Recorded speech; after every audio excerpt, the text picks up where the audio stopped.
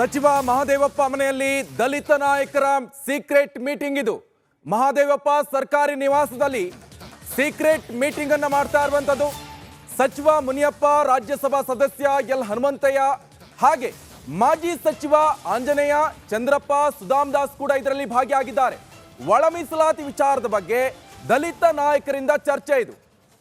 ಸಚಿವ ಎಚ್.ಸಿ. ಮಹದೇವಪ್ಪ ಮನೆಯಲ್ಲಿ ದಲಿತ ನಾಯಕರ ಮೀಟಿಂಗ್ ಇದು. ಮಹದೇವಪ್ಪ ಸರ್ಕಾರಿ ನಿವಾಸದಲ್ಲಿ ಸೀಕ್ರೆಟ್ ಮೀಟಿಂಗ್ ನಡೀತಾ ಇದೆ. ಸಚಿವ ಮುನಿಯಪ್ಪ, ರಾಜ್ಯಸಭಾ ಸದಸ್ಯ ಎಲ್ ಹನುಮಂತಯ್ಯ, ಹಾಗೆ ಮಾಜಿ ಸಚಿವ ಆಂಜನೇಯ, ಚಂದ್ರಪ್ಪ, ಸುಧಾಮ್ ದಾಸ್ ಕೂಡ ಈ ಒಂದು ಸೀಕ್ರೆಟ್ ಮೀಟಿಂಗ್ ಅಲ್ಲಿ ಭಾಗಿಯಾಗಿರುವಂಥದ್ದು. ಒಳ ಮೀಸಲಾತಿ ವಿಚಾರ ಇಂದು ಕ್ಯಾಬಿನೆಟ್ಗೆ ಬರಲಿದೆ. ಇದೇ ವಿಚಾರಕ್ಕೆ ಸಂಬಂಧಪಟ್ಟಂತೆ ಸೀಕ್ರೆಟ್ ಮೀಟಿಂಗ್ ಅನ್ನು ನಡೆಸ್ತಾ ಇದ್ದಾರೆ. ಅದು ಕೂಡ ಸಚಿವ ಮಹದೇವಪ್ಪ ಮನೆಯಲ್ಲಿ. ಹೀಗಾಗಿ ಎಲ್ಲ ದಲಿತ ಸಚಿವರಿಗೆ ಒಮ್ಮತ ಮೂಡಿದರೆ ಮಾತ್ರ ಒಳ ಮೀಸಲಾತಿ ವಿಚಾರ ನಿರ್ಧಾರ ಆಗುವಂತ ಸಾಧ್ಯತೆಗಳಿರುವಂಥದ್ದು. ಆದ್ರಿಂದ ಎಚ್.ಸಿ. ಮಹದೇವಪ್ಪ ಮನೆಯಲ್ಲಿ ಚರ್ಚೆ ನಡೆಸ್ತಾ ಇದ್ದಾರೆ. ದಲಿತ ನಾಯಕರ ಸೀಕ್ರೆಟ್ ಮೀಟಿಂಗ್ ಇದು. ದಲಿತ ನಾಯಕರು ಹಾಗೆ ಮಾಜಿ ಸಚಿವರು, ಮುಖಂಡರು ಈ ಒಂದು ಸೀಕ್ರೆಟ್ ಮೀಟಿಂಗ್ ಅಲ್ಲಿ ಭಾಗಿಯಾಗಿರುವಂಥದ್ದು. ನೋಡಿ, ಆ ಫೋಟೋವನ್ನು ಕೂಡ ನಾವು ಗಮನಿಸ್ತಾ ಇದ್ವಿ. ನೋಡಿ, ಎಚ್.ಸಿ. ಮಹದೇವಪ್ಪ ಅವರ ಮನೆಯಲ್ಲಿ ಸೀಕ್ರೆಟ್ ಮೀಟಿಂಗ್ ಇದು.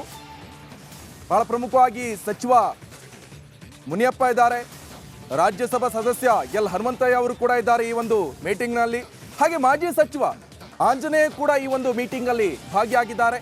ಚಂದ್ರಪ್ಪ ಇರಬಹುದು, ಸುಧಾಮ್ ದಾಸ್ ಕೂಡ ಈ ಒಂದು ಮೀಟಿಂಗ್ ನಲ್ಲಿ ಭಾಗಿಯಾಗ್ತಾ ಇರುವಂತಹ ದೃಶ್ಯವನ್ನು ಕೂಡ ನಾವು ನೋಡ್ತಾ ಇದ್ವಿ. ಭಾಗಿಯಾಗಿರಿ ಮಾತನಾಡಿದ್ದಾರೆ. ನೋಡಿ, ಆ ದೃಶ್ಯವನ್ನು ಕೂಡ ನಾವು ಸ್ಕ್ರೀನ್ ಮೇಲೆ ಗಮನಿಸ್ತಾ ಇದ್ವಿ. ಒಳ ಮೀಸಲಾತಿ ವಿಚಾರ ಇಂದು ಕ್ಯಾಬಿನೆಟ್ಗೆ ಬರಲಿದೆ. ಇದೇ ವಿಚಾರಕ್ಕೆ ಸಂಬಂಧಪಟ್ಟಂತೆ ಈ ಒಂದು ಸೀಕ್ರೆಟ್ ಮೀಟಿಂಗ್ ಆಗ್ತಾ ಇರುವಂಥದ್ದು. ಅದು ಕೂಡ ದಲಿತ ನಾಯಕರು, ದಲಿತ ಮಾಜಿ ಸಚಿವರು, ಹಾಗೆ ಹಾಲಿ ಸಚಿವ ಮಹದೇವಪ್ಪ ಅವರ ನಿವಾಸದಲ್ಲಿ ನಡೀತಾ ಇರುವಂತಹ ಸೀಕ್ರೆಟ್ ಮೀಟಿಂಗ್ ಇದು. ಎಲ್ಲ ದಲಿತ ಸಚಿವರಿಗೆ ಒಮ್ಮತ ಮೂಡಿದರೆ ಮಾತ್ರ ಒಳ ಮೀಸಲಾತಿ ವಿಚಾರ ನಿರ್ಧಾರ ಪ್ರಕಟ ಆಗಲಿದೆ. ಇದೇ ವಿಚಾರಕ್ಕೆ ಈಗ ಸೀಕ್ರೆಟ್ ಮೀಟಿಂಗ್ ಆಗ್ತಾ ಇದೆ. ಈ ಒಂದು ಒಳ ಮೀಸಲಾತಿ ಎಂಬ ಒಡಲಾಳದ ಕೂಗು ಈ ಹಿಂದೆಯಿಂದನೂ ಕೂಡ ಕೇಳಿ ಬರ್ತಾ ಇರುವಂಥದ್ದು. ಇದೇ ವಿಚಾರಕ್ಕೆ ಈಗ ಎಲ್ಲ ದಲಿತ ನಾಯಕರು ಕೂಡ ಒಟ್ಟಾಗಿ ಸೀಕ್ರೆಟ್ ಮೀಟಿಂಗ್ ಅನ್ನು ನಡೆಸ್ತಾ ಇದ್ದಾರೆ. ಅದು ಕೂಡ ಹಾಲಿ ಸಚಿವರಾದಂಥ ಎಚ್.ಸಿ. ಮಹದೇವಪ್ಪ ನಿವಾಸದಲ್ಲಿ ಸೀಕ್ರೆಟ್ ಮೀಟಿಂಗ್ ಅನ್ನು ನಡೆಸ್ತಾ ಇರುವಂಥದ್ದು. ಆ ಫೋಟೋಸ್ ಅನ್ನು ಕೂಡ ನಾವು ನಿಮಗೆ ತೋರಿಸ್ತಾ ಇದ್ವಿ. ಸಚಿವ ಮುನಿಯಪ್ಪ ಇರ್ಬೋದು, ರಾಜ್ಯಸಭಾ ಸದಸ್ಯ ಎಲ್ ಹನುಮಂತಯ್ಯ, ಮಾಜಿ ಸಚಿವ ಆಂಜನೇಯ, ಚಂದ್ರಪ್ಪ, ಸುಧಾಮ್ ದಾಸ್ ಎಲ್ಲರೂ ಕೂಡ ಈ ಒಂದು ಮೀಟಿಂಗ್ ಅಲ್ಲಿ ಭಾಗಿಯಾಗಿದ್ದಾರೆ.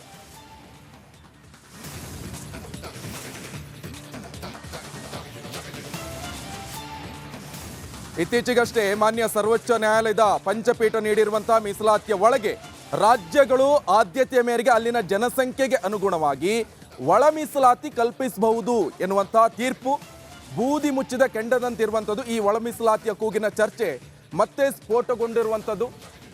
2 ವರ್ಷದ ಹಿಂದೆ 2020ರಲ್ಲೂ ಕೂಡ ಈ ಒಂದು ಒಳ ಮೀಸಲಾತಿ ವಿಚಾರಕ್ಕೆ ಸಂಬಂಧಪಟ್ಟಂತೆ ಬಹಳ ಚರ್ಚೆಗೆ ಗ್ರಾಸವಾಯಿತು, ಮುನ್ನೆಲೆಗೆ ಬಂತು.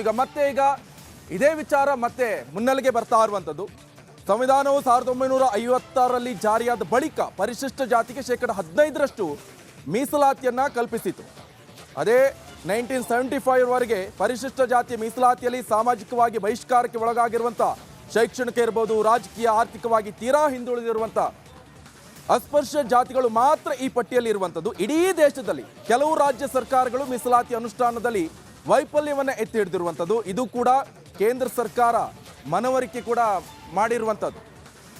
ಈ ಮೀಸಲಾತಿಯಲ್ಲಿ ಕ್ಲಾಸ್ 1ರಲ್ಲಿ 1% 6%, ಕ್ಲಾಸ್ 2ರಲ್ಲಿ 10.4%, ಹಾಗೆ ಕ್ಲಾಸ್ 3ರಲ್ಲಿ 14% ಪ್ರಮಾಣದಷ್ಟಲ್ಲದೆ ಈ ಜಾತಿಗಳ ಮೀಸಲಾತಿ ಅನ್ವಯ ಒದಗಿಸಿರುವಂಥ ಅವಕಾಶಗಳನ್ನು ದಕ್ಕಿಸಿಕೊಳ್ಳಲು ವಿಫಲ ಆಗಿದ್ವು. ಕರ್ನಾಟಕ ರಾಜ್ಯದಲ್ಲೂ ಕೂಡ ಇದಕ್ಕೆ ಪೂರಕವಾಗಿ 1972ರಲ್ಲಿ ಅಂದಿನ ಮುಖ್ಯಮಂತ್ರಿಗಳಾಗಿರುವಂಥ ದೇವರಾಜ್ ಅರಸು ಸರ್ಕಾರ ನ್ಯಾಯಮೂರ್ತಿ ಎಲ್.ಜಿ. ಹಾವನೂರು ಆಯೋಗವನ್ನು ಸಾಮಾಜಿಕವಾಗಿ ಹಿಂದುಳಿದ ಜಾತಿ ವರ್ಗಗಳ ಸಮೀಕ್ಷೆ ಮಾಡಲು ನೇಮಕ ಕೂಡ ಮಾಡಿರುವಂಥದ್ದು. ಬಟ್ ಈಗ ಕರ್ನಾಟಕದಲ್ಲಿ ಮತ್ತೆ ಒಳ ಮೀಸಲಾತಿ ವಿಚಾರ ಮತ್ತೆ ಸದ್ದು ಸುದ್ದಿ ಆಗ್ತಾ ಇರುವಂಥದ್ದು. ಕಾರಣ ಇಷ್ಟೇ, ಸಚಿವರಾದಂಥ ಎಚ್.ಸಿ. ಮಹದೇವಪ್ಪ ನೇತೃತ್ವದಲ್ಲಿ ಸೀಕ್ರೆಟ್ ಮೀಟಿಂಗ್ ಆಗ್ತಾ ಇದೆ.